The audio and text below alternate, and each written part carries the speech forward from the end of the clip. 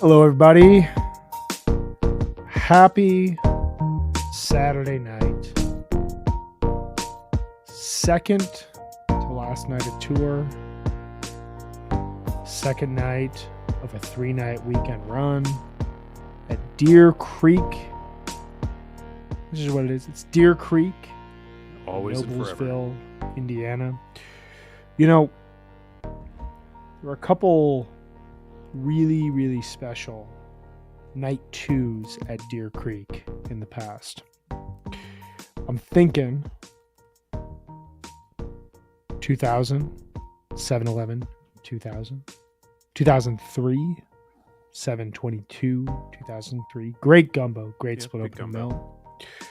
mill. Shout out to my friend Greg Pitts, who named himself on the internet after that gumbo.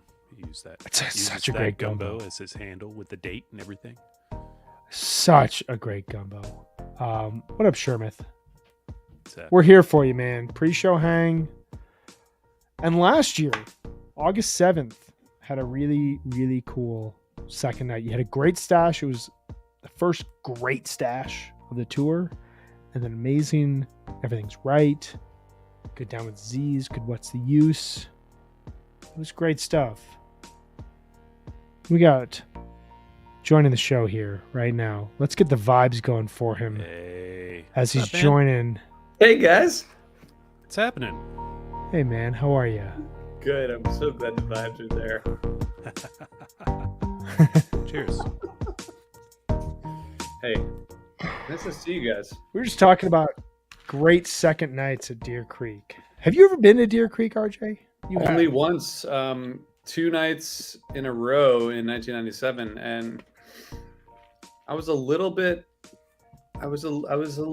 too young, like, to appreciate it, you know. I mean, I did see those 2 awesome Deer Creek shows, but I think I didn't appreciate it. That August 10th show was so good. I remember thinking, I can't remember if I said this on HFPod before, but I remember thinking that it was all so slow, and I was like, why is everything so slow? And I saw Alpine and Tinley Park. I mean, that Tinley Park show was like not very interesting, and then like Alpine was really fun, and then like I was like, why are they playing like so slowly? Hey, you got a rotation jam. Yeah, which I Yeah, didn't know. I didn't even know so what that was at the time. I think you have mentioned that in just reference to like summer '97, not specifically Deer Creek, but that makes sense. You were there. I didn't see any of summer '97 until the Great Went, and Wow. in fact, I hadn't seen them since December '95 when I arrived Wow. at the Great Went. Babies, Insane, dude. I had a baby. So I'm really curious about this. We're going to go on a tangent, which we can because it's the That's pre-show. We have never one happened. thing Yeah. planned to do. Yeah. Planned to do. Alan, thank you for hanging with us here. Pre-show with you great folks is a big level up on show day. Thank you. I agree. We need to start branching this out. This needs to be a separate thing. It's the pre-show hang. I feel like this weekend it's coming together. Jonathan, you saw Fish in December 95 and then not again until the Great Went. Can you like put yourself back in that headspace? Had you heard shows? Had you heard tapes going into it? Okay, so you knew sonically what to expect, but were you kind of like, I'm going to see a totally different band, or what were your thoughts going to the Great Went?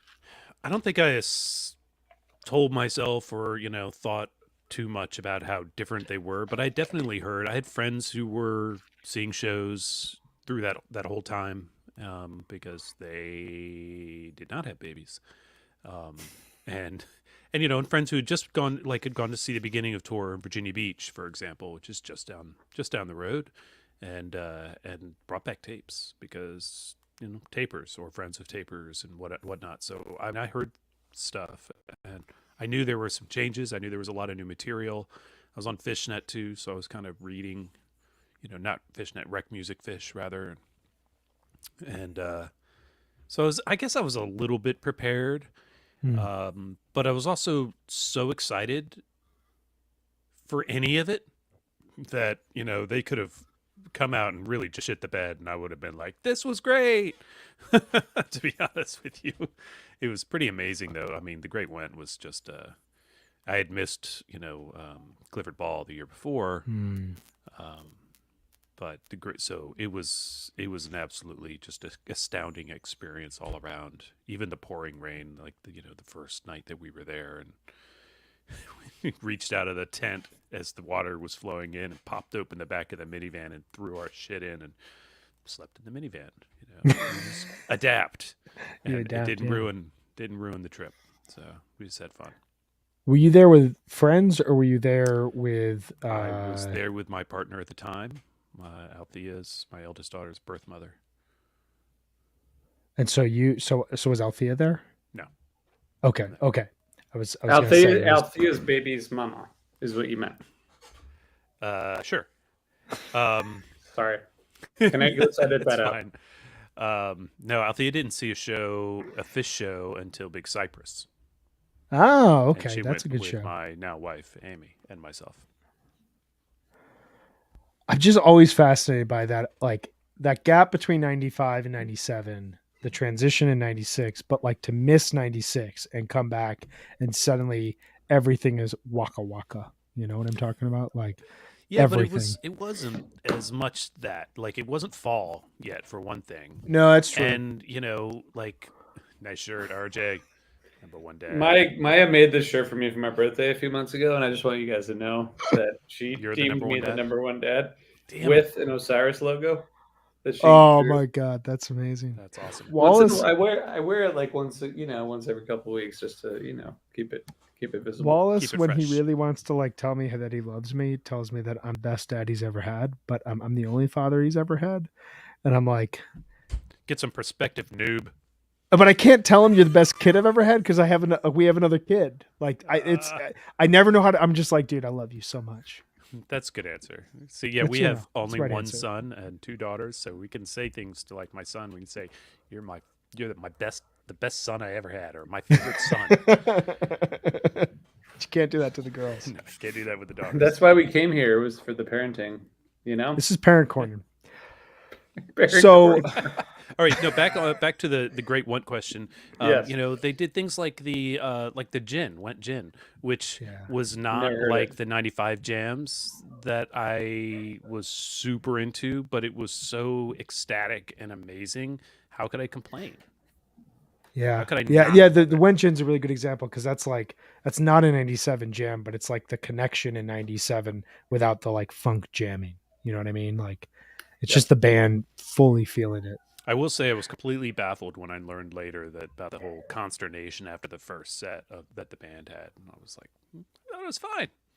It's so weird to listen to that set knowing that they didn't like it because it's really good. Yeah, It's an amazing Ghost. It's an amazing You Enjoy Myself. this goes to My show favorite. that bands really don't know what they're doing. That's why they need podcasts. This is a great, or they need legacy acts to play after them. You like that segue? Yeah, well You done. guys remember Cinnamon's conversation I do. question from yesterday? I do. Have you guys thought about this more in the last 24 hours? I have. A little bit. I've thought about it a lot. I had somebody DM me on Twitter right after the conversation. A listener DM'd me and was like, "Hey, I have thoughts." So, yeah. So, what are the Wild. thoughts? Oh, they're terrible. No, I'm kidding. Well, I think that they misunderstood the base of the question. They were like, "Well, Dead and Company is really bringing it as a nostalgia act," and I was like, "That's." And whereas Fish is going strong and making new music, and I was like, "Well, there's a case for that. That's true." But the question was really about the broader After Dead all of this, not right now. ecosystem Yeah. versus what theoretically will come after Fish is done, because at some point Fish will not be playing anymore.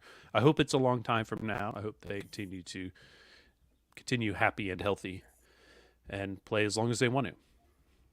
I also think, Jonathan, I wonder also if it's about like there's there's undoubtedly like a Grateful Dead industry at this point, you know? There is, but there's a lot of that is built on the songbook, right? So the Grateful Dead they've created catalog of music and sound. So you can play a song that the Grateful Dead never played, and it could be arguably it could fit into that catalog or that sort of sound. Yeah, I Um, just no, I agree, and sorry to interrupt. I'm just saying that I think there's like I guess one of the criticisms of the legacy is that it's become its own business. well, what You know? they got to not make money just because they don't. The Grateful Dead doesn't tour. I have No, no no, problem with that. sorry. Okay, let me be more specific. So Go for it. let's. Did you guys read the Left Set's letter? Bob Lefsetz's email thing.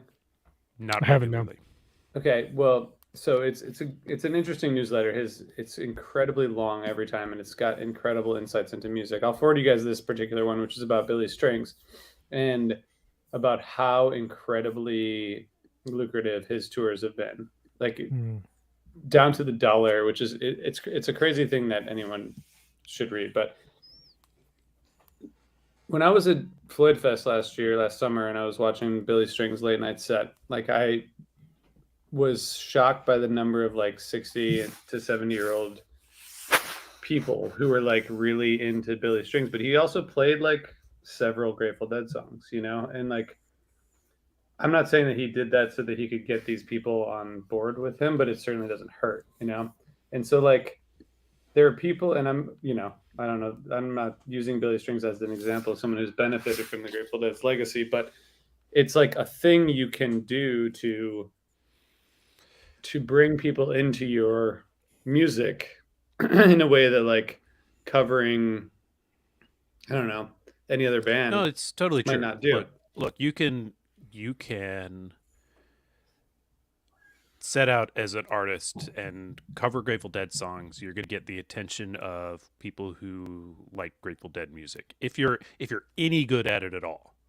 Um, and I can definitely, I'm sure there are people who are doing it with purely mercenary intent. Like, yeah, we'll play a few Dead songs. That'll get a couple more people in the door. Um, I don't think they're all doing it that way. Billy Strings built up a lot of his following without any Grateful Dead in his catalog. That stuff is newer to his catalog, Yeah, so but I think it helps give a it little bit of doesn't a hurt like him at a all. Of course, he knows that. jumpstart, you know? I But think it works he's also similar. really good at it. Yeah. I think what you're saying, it's similar to like what we're seeing with Hisco the Messenger right now. You know, their shows have loosened up a little bit. They're playing. I saw them in March. They played two Dead songs. They Hmm. encored the night before with an extended take on Bird Song. I don't think that there's anything like. I don't think that they're doing it as a business decision. I think that they're doing it because it's in their blood to play that kind of music, and it also is clearly a connection point from this kind of rural Americana vibe that Hisco the Messenger puts out to the American Beauty type aspect of the Grateful Dead, the cowboy song aspect of the Grateful Dead. And I wonder, I was thinking about this at Tab 2 weekends ago at Red Rocks. I was talking to a good friend of the pod, Jeremy Smythe, about this. And I was saying how, like, in past years, I'll admit it, I did not have any interest in listening to or seeing Tab. It felt like fish. It felt like diet fish to me. And when I was at the show, I was thinking to myself, like, this takes all the vibes of a fish show and condenses it down into like 9 to 11 minute long songs. Nothing really freaks you out. It has a really good groove. It gives you all the things that you want in a very condensed version of Fish. And he and I were talking at set break that, like, let's say Fish stops touring in 10 years. Trey's going to be playing the same way that Bob Weir is. Like, Trey keeps himself in really good shape. He's really healthy at this point in his life. You could very easily see Trey at 76, 77 years old, however old Bob Weir is right now, playing shows with a Tab backing band, kind of like how Weir is with Wolf Bros. Yeah. That feels like Fish, but isn't Fish, but carries on that legacy. And I could see that very much happening in 20 years' time. Absolutely. Trey's not giving up. Right. And I feel that's probably true for the rest of the guys. I feel like Fishman, I don't know. Fishman might be content to go live in a cabin in Maine and not tour anymore, but I kind of doubt it. And if Trey calls and says let's play, Fish will go play. Um, But Mike is perfectly happy doing his own band, and he probably will continue to be we'll perfectly continue. Yeah. happier doing his own band. And I don't know about Paige, but God, I hope he loves it. And this is what he gets for not talking to us. It'll be great when we have him on the show in a few weeks. I will say, Brian, that was a good diversion from Cinnamon's original question, which he is restating because we keep avoiding it. No, I guess. I'm Yeah, saying no. I think the answer is no. I think. Sorry. I think the answer is no Can to I this. Can I just go back to my Billy Strings thing because I wasn't meaning. You can it talk to about say Billy that it Strings was as much as bad. you want. And there's a longer conversation about the Billy Strings thing because it's an actual phenomenon at this point, which is crazy. But I guess my point is, by way of example, I just got the Humphreys McGee Hall of Fame 2020 vinyl that is like all their jams from 2020 that were voted as the best jams. And the first song, Utopian Fur, there's like a 45-second thing where Joel starts playing Cavern, and it's sort of funny and interesting and like cool, but like that's not the norm, and like people aren't gonna just like go and play Susie Greenberg.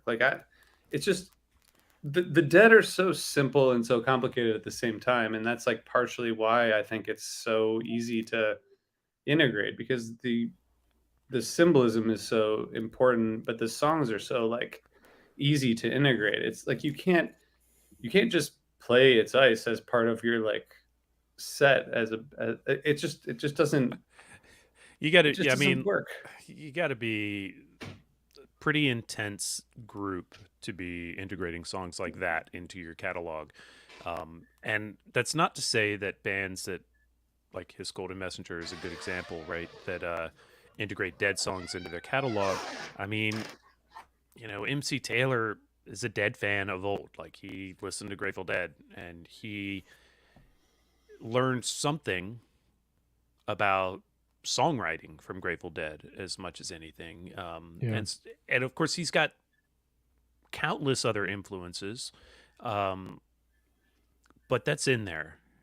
And like I've listened to Fish for what year is this? A long damn time. But there's really not much sign of Fish in the music that I make. And it's not just because I don't have the chops, although that's a pretty true statement. Um, it's just it's just very different. There are players out there who will tease stash. Somebody will play a Fish song here and there, but and there will be Fish cover bands. I think that is a thing that will exist, but I don't think it. I don't know. We're too far out from knowing whether it will grow again. Yeah. It's really Yeah. hard to say what'll happen in because we're what Grateful Dead haven't played. Like the Grateful Dead hasn't existed since 1995. Almost as long as That's they a existed. long time ago. Almost they have not existed for almost as long as they've existed. And if you think back to 1995 Fish, you're talking about a band that was in a very different era. I agree with everything you guys are both are saying. I think the only thing I would add to it is the prog element that makes Fish. Like if you're gonna be a cover band playing on a bar It's daunting. that caters to hippies, it's gonna be much easier to play Ripple, Box of Rain, Uncle John's Band. And if you play like You could throw in Miss Everything's You, Right into that set. you could. Yeah. But if you play Miss You, if you play Lonely Trip, if you play the like more straightforward Jerry-esque, I say that in quotes, ballads that Trey has been pushing out for the last 5 or 6 years, people are not automatically going to think Fish. The other point that I just want to make to it is we talked to the Joneses about this very thing in season 1 of Undermine. And one thing that they said was Fish used to get up and play with them on stage during their shows all the time. And none of those guys, and this is not me saying this is their words, none of those guys could get up and play Divided Sky with Fish. It takes a very, very specific, and this is no fault of any other artist, but it takes a very specific ambition of a band to say, we are going to compose a 16-minute long song that you, the listener, need to listen to every single moment of while you're drinking back beers, while you're hanging with your friends on a Saturday night. And if you pay attention, you're going to get something really transcendent out of it. And the fact that Fish has turned that approach into 100,000 people showing up to see them in a swamp in Florida, this little old podcast that has existed for almost a decade now talking about these things, like, that is a huge testament from an artist standpoint. And it's really hard to recreate that. And by saying that, that's not an insult to the Grateful Dead and the ability to recreate the Grateful Dead's music. I think it's just different. It is different. Wow, we nailed it. Finally, We somebody need figured it out. I mean, Fish and Grateful Dead are different. I don't want to offend Jonathan, but I just want to like bring this back to one point and say, like, Fish's music is just more complicated. Like it's you can easily integrate a lot of it Bertha is into your by set design. list. Absolutely. Yeah. I can play You know. Bertha. Yeah. I mean, I could learn to play character 0, but I couldn't. I would be hard pressed to learn to play Divided Sky. Yeah, Mhm. exactly. All right. Well, anyway, I think the legacy is gonna live on in a different way, and Like we'll Dark see Star what is it just is. like 2 chords and then a bunch of like for All like that 45 deedle-dee, minutes. you got to get the right You gotta amount get a lot of of deedle-dee, though. deedles. Is Fish playing this weekend at all, or was Yes. that next weekend or last weekend? I think Are we gonna missed do? the We got to do show. pick fives, right? You We gotta guys do some ready? pick fives. Yeah. What you got? I'll go. I'm ready. I have a theme, you guys. I Now, like I'm the not theme. saying Fish is going to have a From theme, the bottom? but my Oh. no, that was That was last night. last night. My pick 5 has a theme. It's not intentional. I just started writing down songs, and then I was like, "Oh, look at that!" So here we go. From the top: Runaway Jim, Mm-hmm. Ginseng Sullivan, Buffalo Bill, David Bowie, Mm-hmm. Carini. All of these songs are people's names, or a Hey, dog's name in this case. Have you guys heard this story? Have you guys heard Tom tell the story about where the lyrics for Buffalo Bill come from? Or did he just tell me that? He might have told you that on the side. I'm not sure I recall that story. Man, it's such an awesome story, and it's about a conversation with a specific person that makes that song like mean so much more. Anyway, okay, we got to get that out there at some point. Invite him on. Have they tomorrow ever night. have they ever done Very an good. animals theme set list? I just want to make sure. Not for like 3 months, Yeah. 6 months, whatever it is. RJ, do you have anything? Oh my god. I mean, I guess I'll just go back to mine from last night. Seems like a Because good you got idea. nothing right. I think I maybe got down with disease last night. You did. When we were texting last night, I was like, oh, every song that played, I was like, obviously.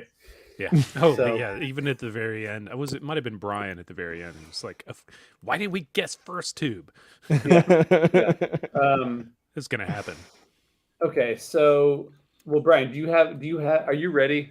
Because I'm I got almost ready, 5. but I'm probably not as ready as you are. I was born ready. Hit it, Brian. All right, I got one repeat from last night. But the others, I've got Glide, has been played since Shoreline last year. I kind of get the sense that like the band's gonna walk on stage and just be like, you know what? Feels really good to be at Deer Creek. And we're glad. I love it. My repeat from last night is Lengthwise. I still kind of feel like we're gonna get a Lengthwise, you know. Yeah. I'm calling a repeat jam vehicle. Soul Planet. Set 2, Soul Planet.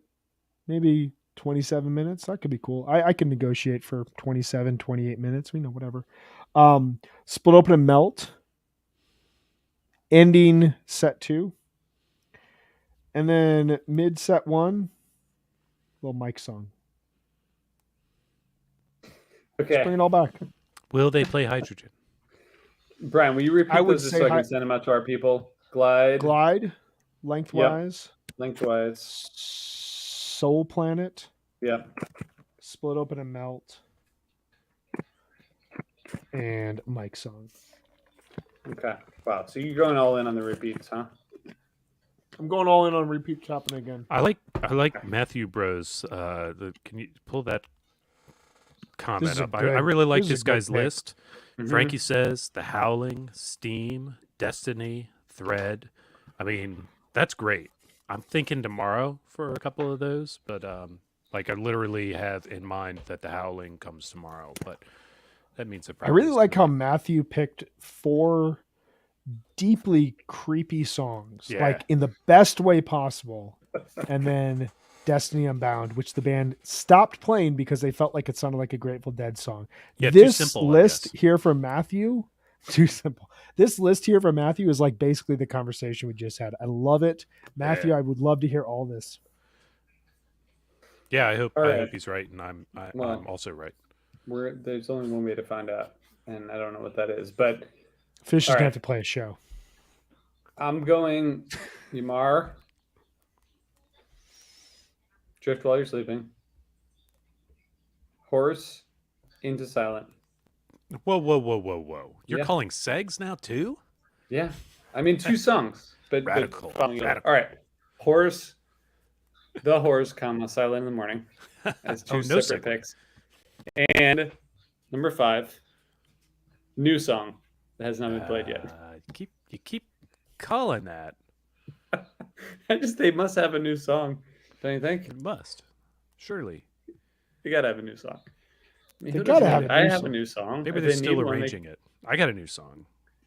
They can call you. They can call us. I mean, we all. So got you're new counting songs. Horse and Silent as 2 separate songs? I mean, I don't have to. If you want another pick, I'm happy to give I think you one. should throw another pick in there.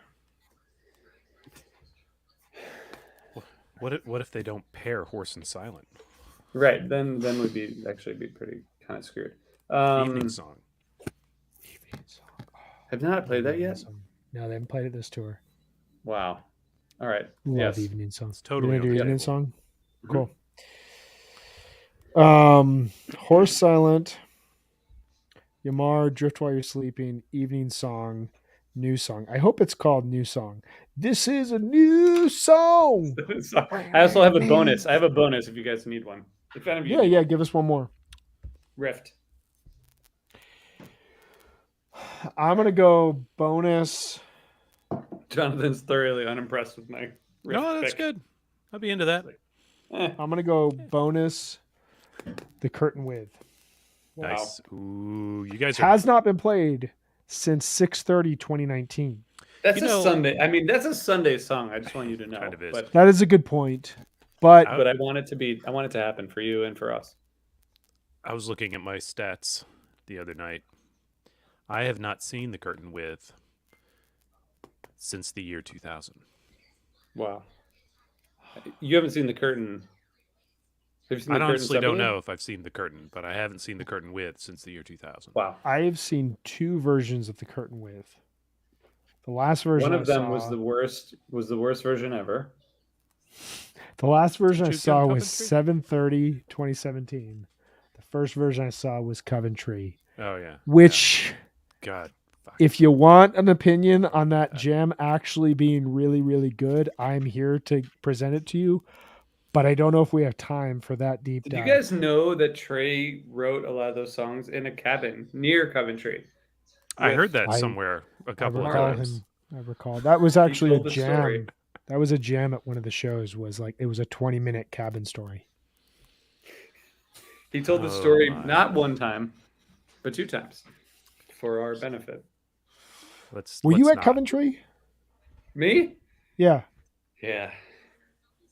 Yeah. I was too. Jonathan, were you at Coventry? Terrifying. No, I sat at my desk in my house by myself and listened to it, and that was as depressing as it ought to have been. We got to talk about Coventry Yeah. because I had a really, really good time at Coventry. It was my 7th and 8th Fish shows, and it was like in the middle of Vermont. It was green Wait, and beautiful That's your 7th everywhere. and 8th, but you were Yeah. also at Vegas that year.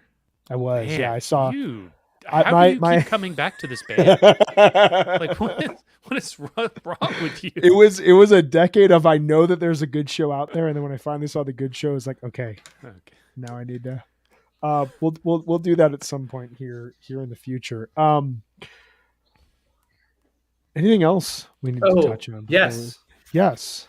An idea that you brought up that I think maybe we don't have time for, but go on. Down with Disease past the 300 song mark. Or did it? I need to do. Okay. All right. We'll do that another time. It did. I don't know what's going on Fishnet. I'm just going to search it one more time. Hold on. Yeah, it did. Stats are messing them up. It did. So here's the don't question. have No, you have a list, right? In my head. So, Jonathan, I know you didn't. I understood the thought differently. My takeaway was, what song is coming? What's next to cross that threshold? Well, why don't we play that? That'll be fun because there is a song. Like one song or two songs. That is. Let me just make sure that this is right. There is a song that is 2 performances away from crossing 300. Can you guess what that is? Oh, I don't know if I can get that. I have an idea of what must be close. If it hasn't already, maybe it's already. Bathtub Gin is my pick for, like, it's got to be real close. I don't think it's over. Bathtub Gin is 10 away from 300. They might play it tonight. It's not on my pick 5, though. What do you think is coming next, RJ? In terms of getting close to 300? There are 3 songs that have under 5 performances from crossing 300 total performances. And Down with Disease was last night, right? Down with Disease was last night. Fuck. That's really hard. Jonathan made a great call. Free? Free is 18 away. It's not that. Pretty close, to be honest. Like, that's pretty close. That's only about 4 years from now. Actually, wait, no. That Fee is 18 away. Free is 95 away. That's different. That's different. You want me to tell you? Fee. Hang on. If Fee is 18 performances away, that means it is 7 years from crossing the line at the rate they're playing it. Right. You want a second guess, Jonathan, or not? No, I'm good. Okay. All right. So there's 3 performances that they have under 5. 3 songs have under 5 performances across in 300. The furthest away with 296 total performances is Sample in a Jar. Next, 297 total performances is Tweezer Reprise. And the next closest song, 2 more versions that'll cross 300 with 298 Rift. Now, I'm going to go through really, really quickly, and then we'll close this out and we'll let everybody go. To wrap this up.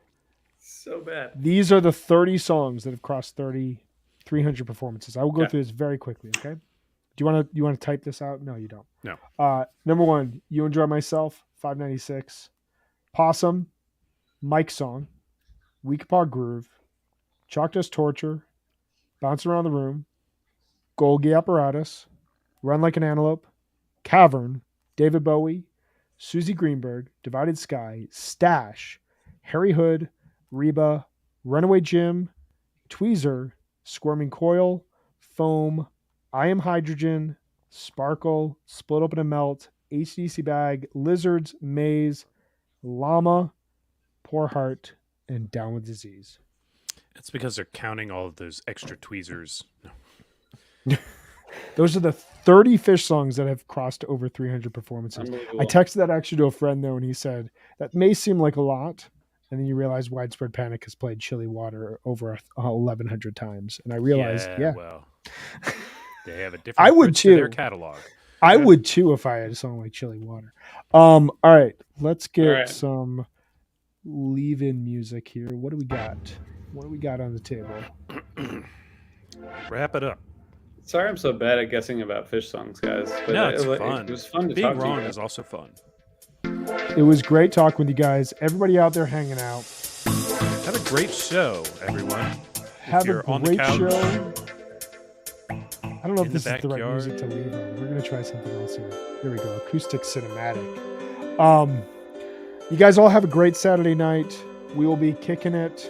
We will be back tomorrow at 1 p.m. Eastern to recap night 2 at Deer Creek. We have a fantastic guest, David Schlesinger, who was on last year to recap one of the Shoreline shows. So he knows what's up. He will be joining us tomorrow at 1 p.m. Eastern. Tomorrow night, we'll do a pre-show and a set break hang. Until then, everybody have a great Saturday. Have a great show. Thanks for hanging with us. And Cinnamon, thank you. Thank you. The discourse. We really appreciate that. We'll see you guys all soon. Have a great Saturday night.